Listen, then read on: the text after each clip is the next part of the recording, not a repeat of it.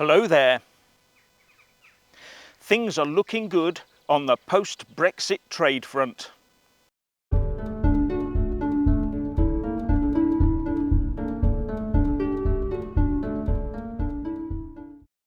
The latest trade figures for UK imports and exports paints a different picture to the one that the Ramonas wanted us to believe.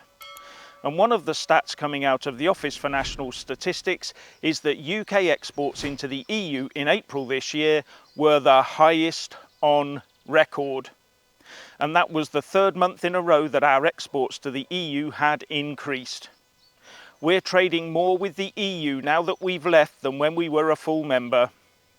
And looking back at the trend line, our exports to the EU have been climbing steadily since January 2021, when exports plummeted at the end of the Brexit transition period. But suddenly the EU is talking about trade tariffs and the like because of the Northern Ireland Protocol Bill. And our Ramonas are overjoyed at that news, not understanding that it would increase costs for EU citizens buying from us. That jacks up prices and jacks up inflation, which would probably force the EU Central Bank to hike up interest rates. All during the cost of living crisis across the globe. Yes, it's not just the UK feeling the pinch right now.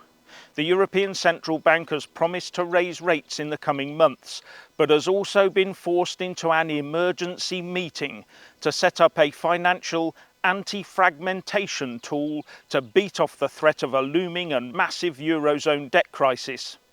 While the US Federal Reserve Bank has just made the biggest interest rate hike for 30 years, and the Bank of England followed suit this lunchtime and put up its base rate by 0.25% to 1.25%. Notably, 3 of the 9 members of the bank's Monetary Policy Committee wanted a larger rise to 1.5%. Loans, mortgages and credit card costs will all now increase in the UK, the US and the EU. So bear all that in mind when control freaks in the EU start talking about heaping ever more inflation and costs on their own people by starting a trade war and slapping more tariffs on imports. Stupidity.